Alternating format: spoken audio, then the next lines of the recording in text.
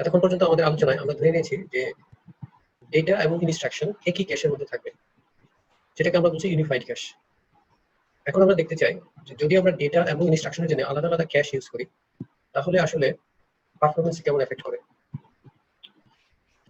Data এবং instruction যদি আলাদা ক্যাশে থাকে তখন সেটাকে আমরা বলছি সেপারেট অথবা স্প্লিট ক্যাশ। ডেটা এবং ইনস্ট্রাকশন যদি আমরা একই ক্যাশে রাখি, অর্থাৎ আমরা যদি ইউনিফাইড ক্যাশ ইউজ করি, সেক্ষেত্রে প্রসেসরের পারফরমেন্সে কিছু বটলনেক তৈরি হতে পারে। যেমন যখন আমরা লোড অথবা স্টোর ইনস্ট্রাকশন ইউজ করি, ফর এক্সাম্পল ধরা যাক একটা লোড বা স্টোর ইনস্ট্রাকশন ক্যাশ মেমোরি থেকে মাইক্রোপ্রসেসরে যাবে এবং এক্সিকিউট হবে। এক্ষেত্রে লোড অথবা স্টোর ইনস্ট্রাকশনের জন্য ডেটাও দরকার হবে।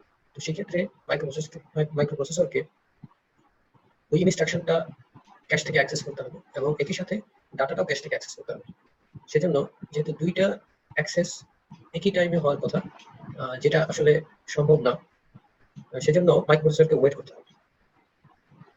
মাইক্রোপ্রসেসরের সাথে ক্যাশের কানেকশন হচ্ছে একটা পোর্টের মাধ্যমে, কাজে একই সাথে দুইটা মেমোরি অ্যাক্সেস আসলে সম্ভব না, সেজন্য মাইক্রোপ্রসেসরকে ওয়েট করতে হবে।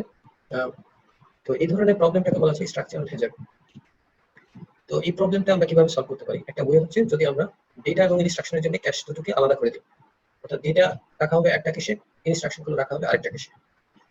তো এবং মাইক্রোপ্রসেসরের সাথে দুইটা ক্যাশ যদি আমরা আলাদাভাবে কানেক্ট করি, ফর এক্সাম্পল আলাদা পোর্টের মাধ্যমে যদি কানেক্ট করা হয়, তো সেক্ষেত্রে দুইটা পোর্ট থেকে, দুইটা ক্যাশ মেমোরি থেকে দুইটা পোর্টের মাধ্যমে একসাথে সে ইনস্ট্রাকশন এবং ডেটা অ্যাক্সেস করতে পারবে। তো কাজেই এক্ষেত্রে ব্যান্ডউইথটা ডাবল হওয়ার একটা পসিবিলিটি থাকে।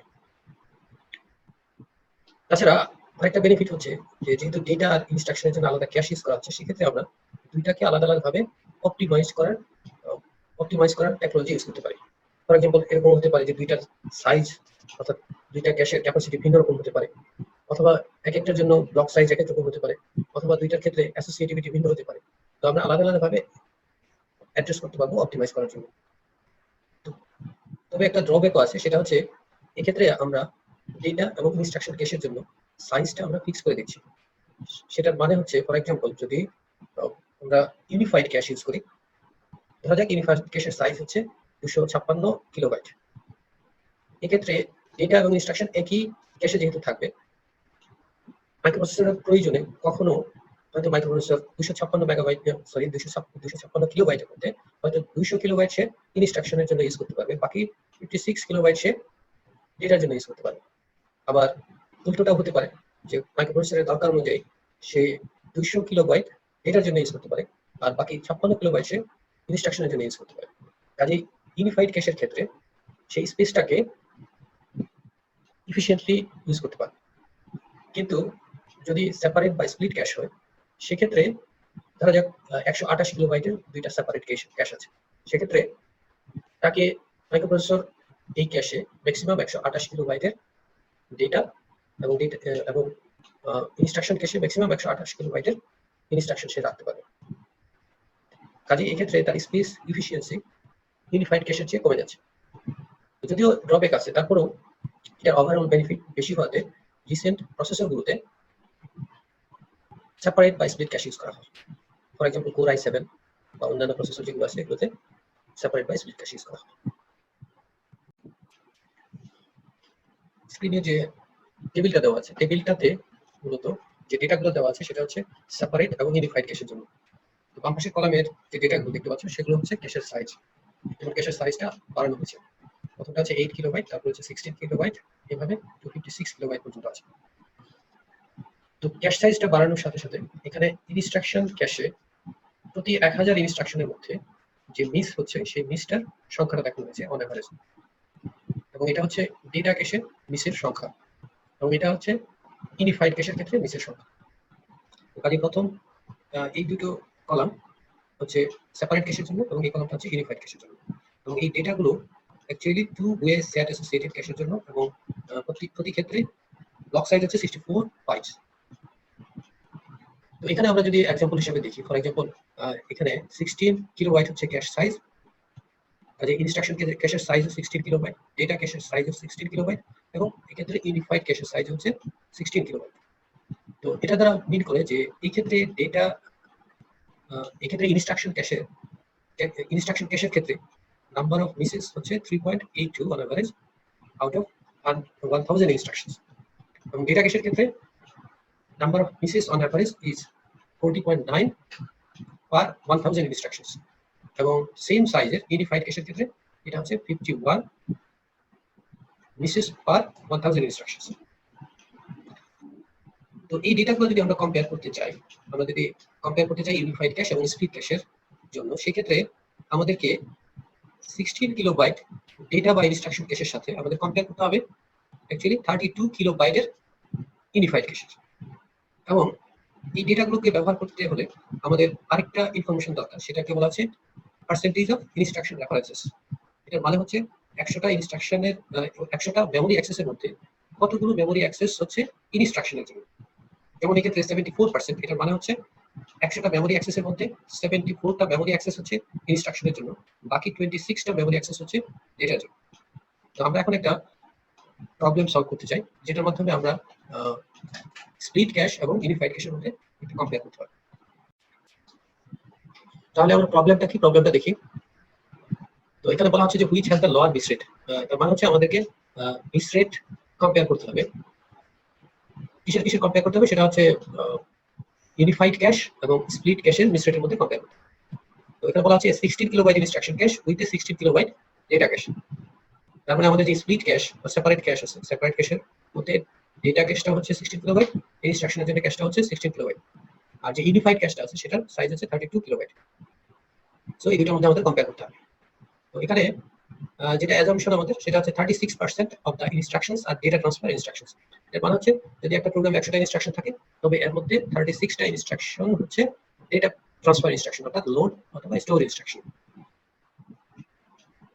এবং এখানে যেটা দেওয়া আছে, যদি ক্যাশে একটা হিট হয় তো তার জন্য আমাদের 1 ক্লক সাইকেল লস হবে, আর যদি মিস হয় সেক্ষেত্রে মিস পেনাল্টি হচ্ছে 200 ক্লক সাইকেলস। এখন যদি ইউনিফাইড ক্যাশ হয়, সেক্ষেত্রে যেহেতু ইউনিফাইড ক্যাশ এবং মাইক্রোপ্রসেসরের মধ্যে কানেকশন হচ্ছে একটা পোর্টের মাধ্যমে, তো সেক্ষেত্রে ইউনিফাইড ক্যাশে লোড অথবা স্টোর ইনস্ট্রাকশন এর জন্য অ্যাক্সেস করতে গেলে যেহেতু দুইটা ক্লক সাইকেল দুইবার অ্যাক্সেস করতে হবে, সেজন্য আমাদের এক্সট্রা আরেকটা ক্লক সাইকেল এক্ষেত্রে লস হবে। যেটা সেপারেট বা স্প্লিট ক্যাশের ক্ষেত্রে এটা এই লসটা হবে না, কারণ হচ্ছে স্প্লিট ক্যাশ দুইটা আলাদা পোর্টের মাধ্যমে মাইক্রোপ্রসেসরের সাথে কানেক্টেড আছে। তো প্রথমত আমরা বিট রেটের কম্পেয়ার করব, দ্বিতীয়ত আমাদেরকে কম্পেয়ার করতে হবে average memory access time unified cash এবং সেপারেট ক্যাশের জন্য। তো আমরা এক্ষেত্রে ধরে নিচ্ছি যে রাইট থ্রু ক্যাশ আমরা ইউজ করছি এবং একটা রাইট বাফার আছে। রাইট বাফারের জন্য যদি কোনো ইনস্টল হয় তো সেটা আমরা ইগনোর করছি। তো আসলে প্রবলেমটা আমরা কিভাবে সলভ করব, এক্ষেত্রে আমরা যে আগের স্লাইডে যে টেবিলটা আমরা দেখতে পেলাম, সেই টেবিলটার হেল্প আমাদের নিতে হবে।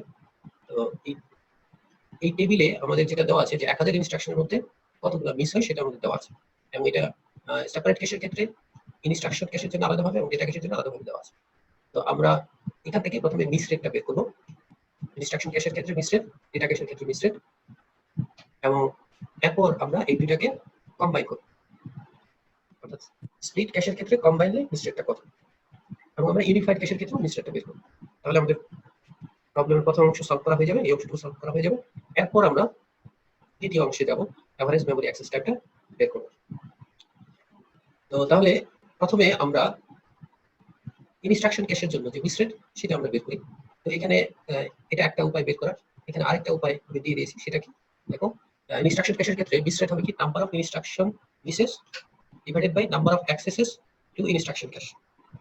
যেমন আমাদের যে ডেটা দেওয়া আছে সেই ডেটাতে বলা হচ্ছে যে ইনস্ট্রাকশন ক্যাশের ক্ষেত্রে যেহেতু এটা 16 কিলোবাইট ক্যাশ, ইনস্ট্রাকশন ক্যাশের ক্ষেত্রে 3.82 টা মিস হয়েছে কতগুলো ইনস্ট্রাকশনের জন্য, 1000 ইনস্ট্রাকশনের জন্য।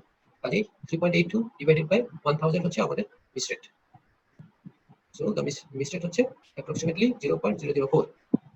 এখন আমরা ডেটা ক্যাশের জন্য মিস রেটটা বের করতে চাই। তো সেই ক্ষেত্রে ডেটা ক্যাশে কতগুলো মিস হয়েছে ডিভাইডেড বাই ডেটা ক্যাশে কতগুলো অ্যাক্সেস হয়েছে। তো এটা আমরা আগের টেবিলটা যদি আমরা দেখি, তাহলে এখান থেকে আমরা দেখতে পাচ্ছি যে 40.9 মিসেস পার 1000 ইনস্ট্রাকশনস। কিন্তু এই 1000 ইনস্ট্রাকশনের সবগুলোই কিন্তু ডেটা ক্যাশে থেকে অ্যাক্সেস হয়নি। তাহলে সেটা আমাদের দেওয়া আছে এখানে যে 36% অফ দ্য ইনস্ট্রাকশনস আর ডেটা ট্রান্সফার ইনস্ট্রাকশন। তার মানে হচ্ছে 100টা ইনস্ট্রাকশনের মধ্যে 36টা হচ্ছে ডেটা ট্রান্সফার বা লোড অর স্টোর ইনস্ট্রাকশন। তাহলে 1000টা ইনস্ট্রাকশনের মধ্যে অ্যাকচুয়ালি 360 ইনস্ট্রাকশনস কি করবে যে ডেটা ক্যাশে ডেটাটা অ্যাক্সেস করবে। সেজন্য তাহলে data cache number of access হচ্ছে 360 আর এই ডেটা ক্যাশে যে মিস হয়েছে সেটা হচ্ছে কি 40.9।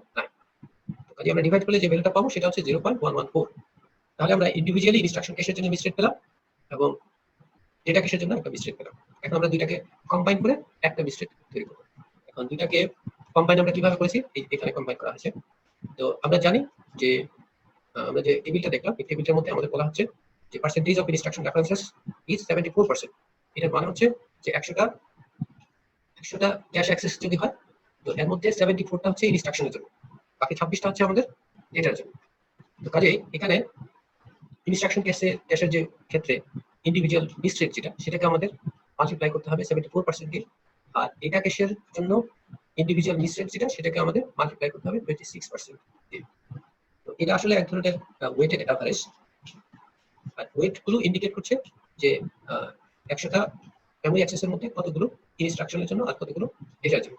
তাহলে আমরা ওভারঅল মিস রেট এখান থেকে পাচ্ছি, এটা হচ্ছে স্প্লিট বা সেপারেট ক্যাশের জন্য, যেটা হচ্ছে 0.0326। এবার আমরা ইউনিফাইড বা মিক্সড ক্যাশ যেটা আছে সেটার জন্য আমরা মিস রেটটা বের করতে চাই। তো সেক্ষেত্রে আমরা ডেটাটা দেখে নিই।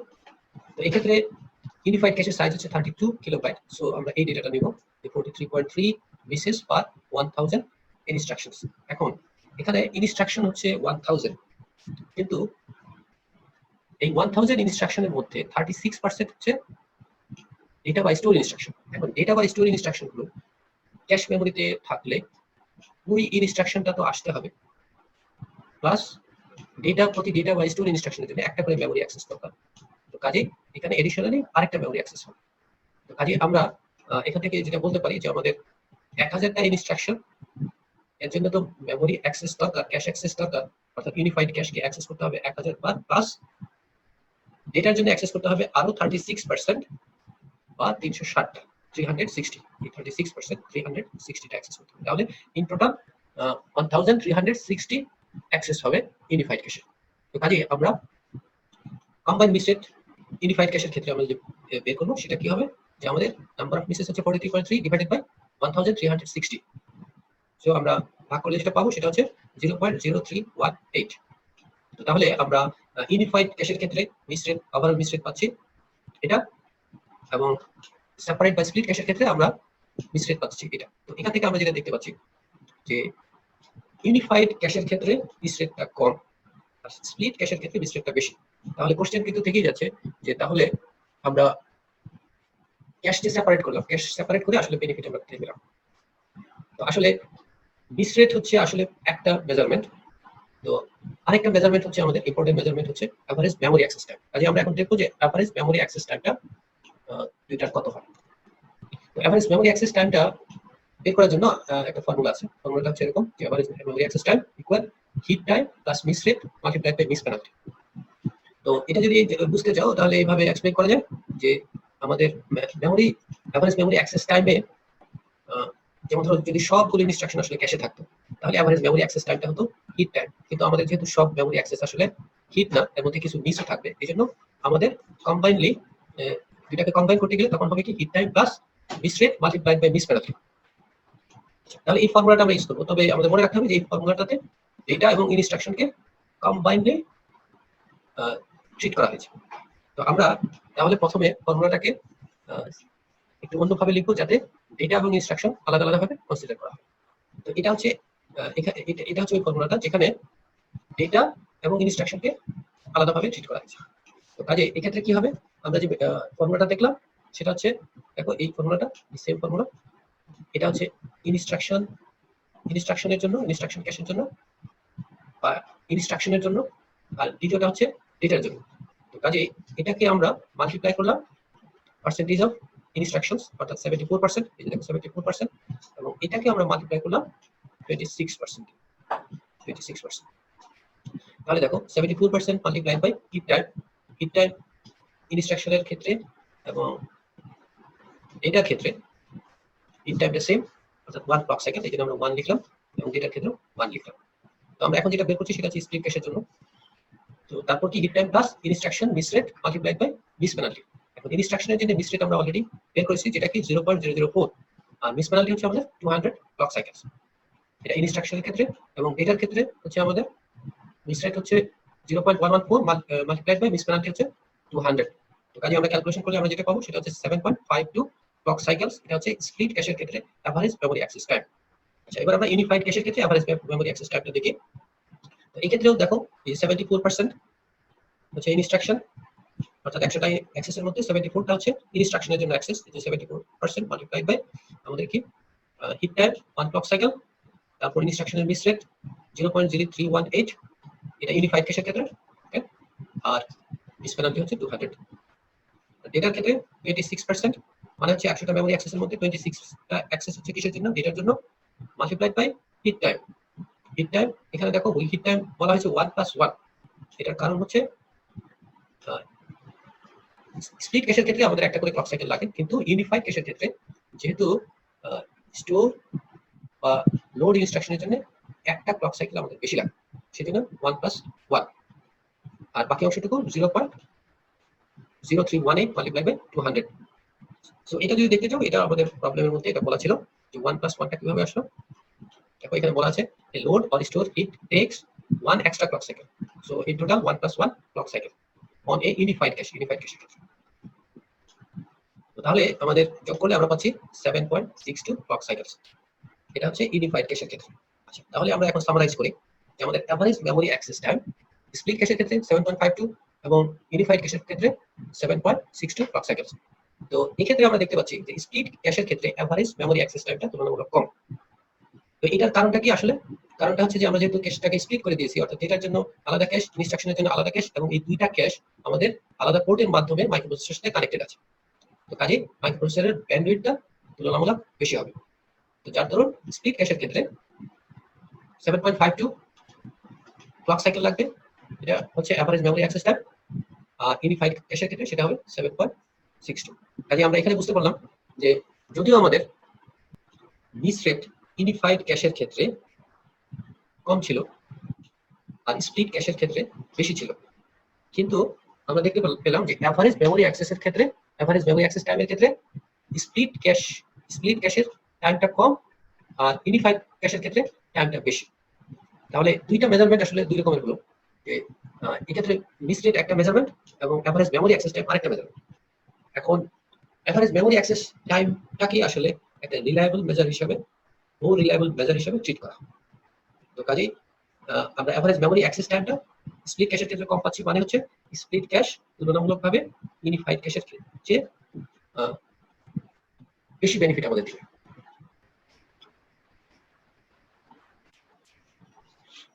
এ পর্যায়ে আমরা AMD অপটিরন মাইক্রোপ্রসেসরের ক্যাশ ডিজাইন সম্পর্কে জানতে চাই, যাতে এই চ্যাপ্টারের আগের অংশে যা আমরা শিখেছি সেই সম্পর্কে একটা কনক্রিট ধারণা পাওয়া যায়। এই ফিগারটা আমরা আগেও দেখেছি। তো এখানে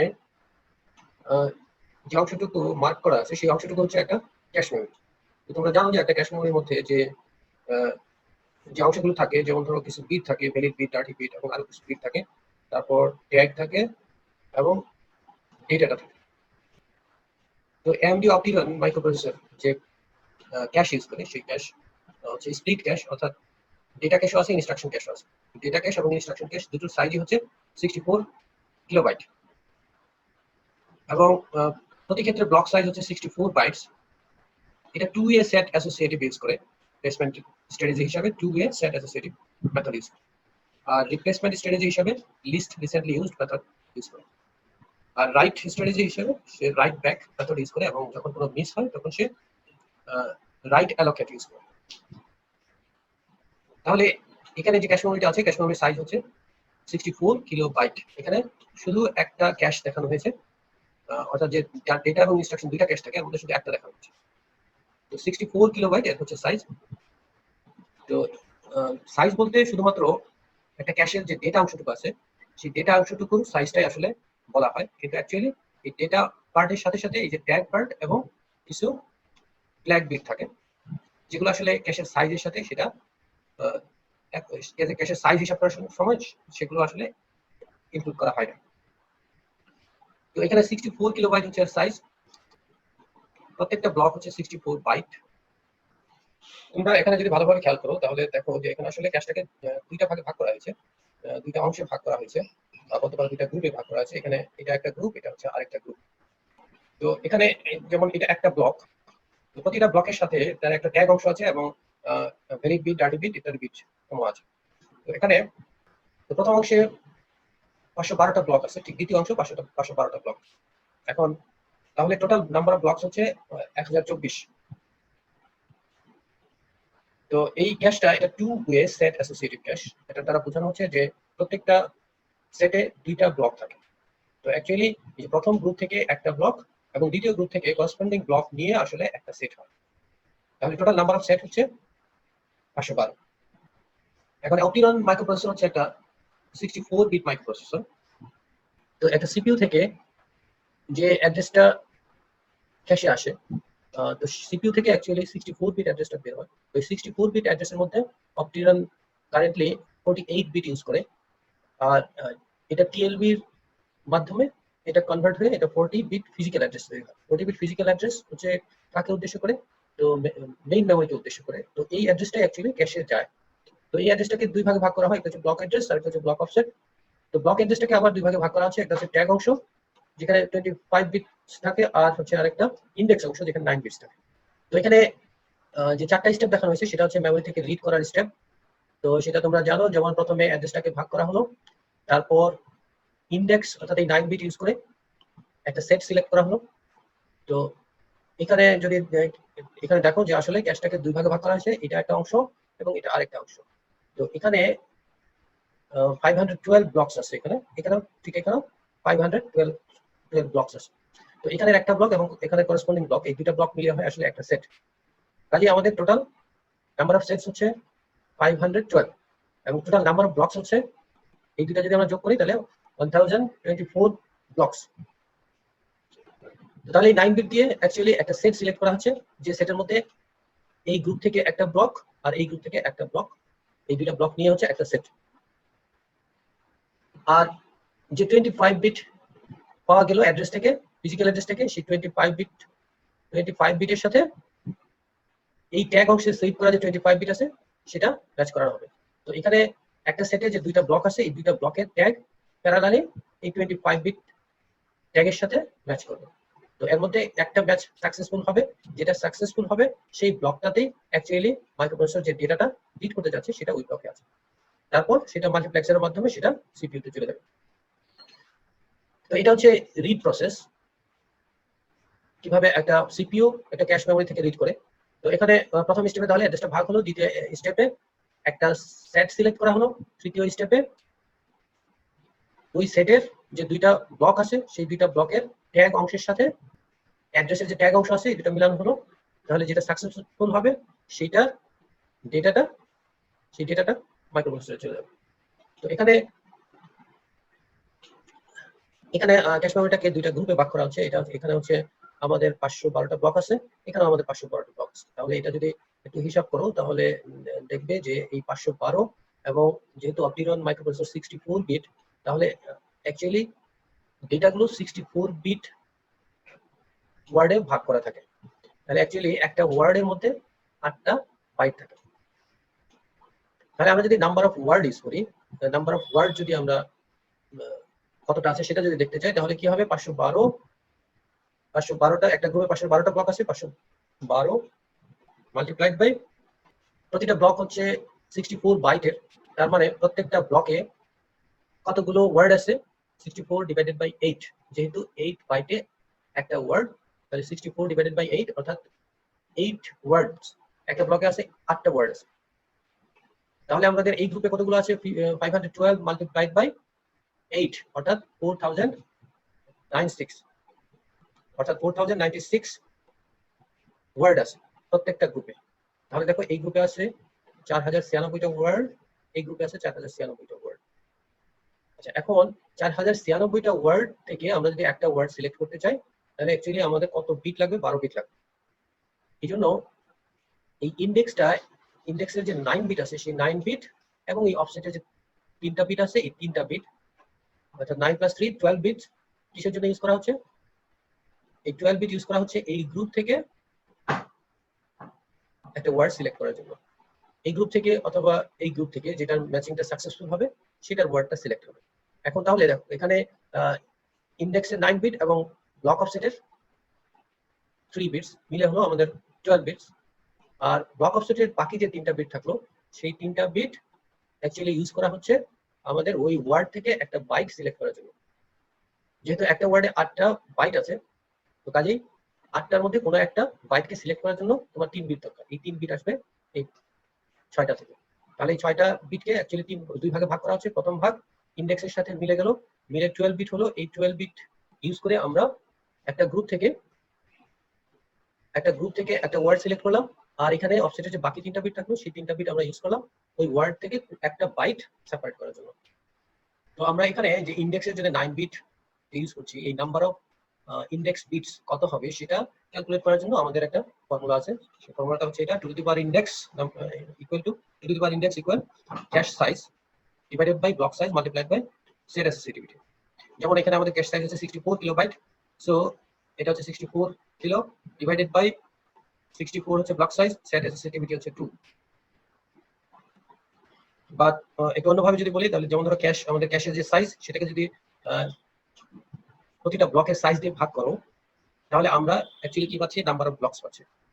ওই ক্যাশে কতগুলো ব্লক ধরবে সেটা আমরা পাচ্ছি। এবার সেটাকে যদি তুমি সেট অ্যাসোসিয়েটিভিটি দিয়ে ভাগ করো, অর্থাৎ প্রত্যেকটা সেটে কতগুলো ব্লক আছে সেটা দিয়ে তুমি যদি ভাগ করো তাহলে অ্যাকচুয়ালি আমরা পাচ্ছি number of blocks, sorry number of sets. তাহলে আমরা পাচ্ছি নাম্বার অফ সেটস। তাহলে নাম্বার অফ সেটস হচ্ছে 512। তো এটাকে আমরা লিখতে পারি টু দি পাওয়ার 9। তো তাহলে আমাদের ইন্ডেক্স বিটস এর সংখ্যা কত হলো? 9। এভাবে আমরা ইন্ডেক্সের জন্য কতগুলো বিট লাগবে সেটা আমরা এখান থেকে ক্যালকুলেট করতে পারি। তো এখানে অপটিরন প্রসেসর থেকে যে অ্যাড্রেসটা বের হয় 28 বিট, সেটাকে আমরা কিভাবে ভাগ করছি সেটা বলা হয়েছে, যেটা আমি একটু আগে বলেছি। তো অপটিরন মাইক্রোপ্রসেসরে যখন একটা রিড করা হয়, যদি রিড হিট হয় সেক্ষেত্রে আমাদের 2টা ক্লক সাইকেল লাগে। তো আমাদের যে 4টা স্টেপ দেখলাম, একটা রিড ক্যাশ মেমরি থেকে একটা রিড করার জন্য যে 4টা স্টেপ আছে সেই 4টা স্টেপের জন্য আমাদের 2টা ক্লক সাইকেল লাগে। অপটিরন মাইক্রোপ্রসেসরে যখন একটা রাইট হয় এবং যে ব্লকটা রাইট করতে হবে সেই ব্লকটা যদি অলরেডি ক্যাশ মেমরিতে থাকে তাহলে অ্যাকচুয়ালি রিড হিটের মতোই এখানে প্রথম 3টা স্টেপ, অর্থাৎ ফিগার যদি আমরা দেখি তো এখানে প্রথম 3টা স্টেপ হচ্ছে আমাদের রিড হিটের মতোই। অর্থাৎ প্রথম স্টেপে অ্যাড্রেসটাকে ভাগ করা হলো, দ্বিতীয় স্টেপে ইন্ডেক্সের 9 বিট ইউজ করে একটা সেট সিলেক্ট করা হলো, থার্ড স্টেপে এই অ্যাড্রেসের যে ট্যাগ অংশটুকু আছে সেই ট্যাগ অংশটুকুর সাথে ক্যাশের ভেতরে যে ট্যাগ অংশটুকু সেভ করা আছে সেটা প্যারালালি ম্যাচ করানো হবে। এখন এই দুটার মধ্যে কোনো একটা ম্যাচ সাকসেসফুল হবে। তো যেটা সাকসেসফুল হবে সেই ব্লকে অ্যাকচুয়ালি রাইট অপারেশন হবে। তো যেহেতু এটা রাইট ব্যাক মেথড ইউজ করে, কাজেই যদি এই ব্লকটাতে যদি রাইট অপারেশনটা হয় তাহলে এই রাইট অপারেশনটা নিচের লেভেলের যে মেমোরিগুলো আছে সেই মেমোরিগুলোতে অ্যাকচুয়ালি প্রপাগেট করবে না। শুধুমাত্র এখানে রাইট অপারেশন হওয়ার পর এখানে যে ভিকটিম বাফার আছে, ভিকটিম বাফারে আমাদের যে অ্যাড্রেসে রাইটটা হলো এবং যে ডেটাটা রাইট হলো সেটা ভিকটিম বাফারে থেকে যাবে। এবং এই ভিকটিম বাফার পর্যন্ত অপারেশন হওয়ার সাথে সাথে অ্যাকচুয়ালি রাইট অপারেশনটা শেষ হিসাবে ধরে নেওয়া হচ্ছে। এরপর ভিকটিম বাফার থেকে এটা নিচের লেভেলের মেমোরিগুলোতেও এটা প্রপাগেট করবে, তবে এটা ক্যাশের অন্যান্য অপারেশনের প্যারালালি এই কাজটা হবে। কাজে এই ভিকটিম বাফারে রাইট করার পর সিপিইউ কে আর ওয়েট করতে হবে না, রাইট অপারেশনটা শেষ বলেই সে ধরে নেবে। এরপরের কাজটুকু এটা ক্যাশের অন্যান্য অপারেশনের সাথে প্যারালালি হবে। তাহলে একটা রাইট অপারেশনের জন্য অ্যাকচুয়ালি 4টা স্টেপ আছে। তো লাস্ট স্টেপে যখন একটা ব্লকের রাইটটা হলো সেই ব্লকের রাইটটা হওয়ার পর ডেটা এবং অ্যাড্রেসটা ভিকটিম বাফারের মধ্যে থেকে যাবে। তো ভিকটিম বাফারে 8টা ব্লকের জন্য জায়গা আছে। তো ভিকটিম বাফারে এটা রাইটটা সম্পন্ন হওয়ার সাথে সাথে অ্যাকচুয়ালি সিপিইউ এর পার্সপেক্টিভে রাইট অপারেশনটা শেষ হয়ে গেছে। তো সিপিইউ তাহলে অন্যান্য কাজ শুরু করে দেবে। এখন ভিকটিম বাফার থেকে লোয়ার লেভেল মেমোরিতে এই রাইট অপারেশনটা প্রপাগেট করবে ক্যাশের অন্যান্য অপারেশনের সাথে প্যারালালি কাজটা হবে। তো যদি ভিকটিম বাফার যদি একটা রাইট অপারেশনের সময় যদি দেখা যায় যে ভিকটিম বাফার এটা ফুল, ভিকটিম বাফারে আর কোনো জায়গা নাই, তখন এই ভিকটিম বাফারটা নিচের লেভেল মেমোরিতে প্রপাগেট করা না পর্যন্ত সিপিইউ কে ওয়েট করতে হবে। তো এখানে যখন একটা ব্লকে ক্যাশ মেমোরির একটা ব্লকে যখন রাইট অপারেশনটা হলো, তো রাইট অপারেশনের সাথে যে ডার্টি বিটটা থাকবে সেই ডার্টি বিটটাকেও সেট করে দেওয়া হবে, হাই করে দেওয়া হবে। এটা দ্বারা বোঝানো হবে যে আসলে ওই ব্লকটা মডিফাইড ব্লক। প্রতিটা ব্লকের জন্য একটা করে ডার্টি বিট থাকবে। কাজে ডার্টি বিটের কাজ হচ্ছে, ডার্টি বিট যদি 1 থাকে তাহলে বোঝা গেল যে ব্লকটা মডিফাই করা হয়েছে। তো কাজে এই ব্লকটাকে রিপ্লেস হওয়ার আগে অবশ্যই এই ব্লকটাকে রিপ্লেস করার আগে অবশ্যই এই ব্লকটাকে নিচের লেভেলের মেমোরিতে প্রপাগেট করতে হবে। তো যেটা আসলে আমরা এখানে দেখলাম যে ভিকটিম বাফারের মাধ্যমে করা হয়। তো ভিকটিম বাফার নিচের লেভেল মেমোরিতে রাইট অপারেশনটাকে প্রপাগেট করে, এটা সিপিইউ অন্যান্য অপারেশনের সাথে প্যারালালি করে। কাজে এর জন্য আলাদাভাবে ওয়েট করার দরকার নেই। তবে ভিকটিম বাফার যদি ফুল থাকে, যদি কোনো স্পেস না থাকে নতুন কোনো ব্লকের জন্য, তখন আগে ভিকটিম বাফারটাকে খালি করতে হবে। তার মানে ভিকটিম বাফারের যত পেন্ডিং রাইট অপারেশন আছে সবগুলো আগে নিচের লেভেলের মেমোরিগুলোতে পাঠাতে হবে। তারপর রাইট অপারেশনটা শুরু করতে পারবে। তো এই পর্যন্ত এই সময়টুকু সিপিইউ কে ওয়েট করতে হবে। এখন এএমডি অপটিরনের ক্ষেত্রে যদি একটা রিড মিস হয়, তো সেই ক্ষেত্রে যখন দেখবে যে ক্যাশ মেমোরিতে ওই ব্লকটা নাই, তখন প্রসেসরকে একটা সিগন্যাল দেওয়া হবে, প্রসেসর ওয়েট করতে থাকবে। এরপর নিচের লেভেলের মেমোরি থেকে ওই ব্লকটা ক্যাশ মেমোরিতে আসবে। তো এই ক্যাশ মেমোরিতে আসার জন্য তার যে ল্যাটেন্সি সেটা হচ্ছে 7 ক্লক সাইকেল, অর্থাৎ প্রথম একটা ওয়ার্ড অর্থাৎ 8 বাইটস এটা নিচের লেভেলের মেমোরি থেকে ক্যাশ মেমোরিতে আসতে 7টা ক্লক সাইকেল লাগবে। আর বাকি যে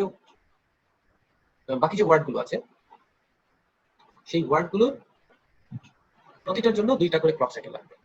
তাহলে আমরা জানি যে একটা ব্লকের মধ্যে 64 বাইটস আছে, তাহলে প্রথম 8টা বাইটের জন্য 7টা ক্লক সাইকেল লাগছে। আর বাকি 7টা ব্লক মেমোরিতে আসতে প্রতি ব্লকের জন্য 2টা ক্লক সাইকেল, তার মানে 14টা, ইন টোটাল 14টা ক্লক সাইকেল লাগছে। তাহলে এটা হচ্ছে, এটাকে বলা হচ্ছে ব্যান্ডউইথ। আর প্রথম ওয়ার্ডটা মেমোরিতে আসতে যে সময় লাগে সেটাকে বলা হচ্ছে ল্যাটেন্সি। তাহলে ল্যাটেন্সি হচ্ছে 7 ক্লক সাইকেলস আর ব্যান্ডউইথ হচ্ছে 14 ক্লক সাইকেলস। তো যখন একটা ব্লক লোয়ার লেভেলের মেমোরি থেকে ক্যাশ মেমোরিতে আসবে, তো যদি ক্যাশ মেমোরির যে সেটে ব্লকটা যাওয়ার কথা সেই সেটে যদি কোনো জায়গা না থাকে, তো তাকে কোনো একটা ব্লক রিপ্লেস করতে হবে। তো এই রিপ্লেসমেন্ট স্ট্র্যাটেজি হচ্ছে এলআরএম। তাই যখনই কোনো রিড বা রাইট হবে তখন এলআরএম বিট যেটা আছে সেই বিটটাও আপডেট করতে হবে। আর এই একটা আপডেট করার মানে হচ্ছে, একটা ব্লক রিপ্লেস করার মানে হচ্ছে ডাটাটা আপডেট করতে হবে, করসপন্ডিং অ্যাড্রেস ট্যাগটা আপডেট করতে হবে ক্যাশ মেমোরিতে, ভ্যালিড বিট আপডেট করতে হবে এবং এলআরএম বিটটাও আপডেট করতে হবে। যদি একটা রাইট মিস হয় সেক্ষেত্রে আসলে কি হয়, এটা রিড মিসের মতোই, কারণ হচ্ছে যখন একটা রাইট মিস হয় তখন অপটিরন অ্যাকচুয়ালি সেই ব্লকটা আগে ক্যাশ মেমোরিতে নিয়ে আসে। ক্যাশ মেমোরিতে আনার পর তারপর সেটাতে রাইট করা হয়। এই মেথডটাকে বলা হচ্ছে রাইট অ্যালোকেট মেথড। অর্থাৎ যদি কোনো রাইট মিস হয় তখন সেই ব্লকটা আগে মেমোরিতে আনা হবে, তারপর রাইট অপারেশন করা হবে। তাহলে এই অংশে আমরা দেখলাম যে এএমডি অপটিরন প্রসেসরে ক্যাশের ডিজাইনটা এবং ক্যাশ মেমোরির অপারেশনগুলো কিভাবে এখানে পারফর্ম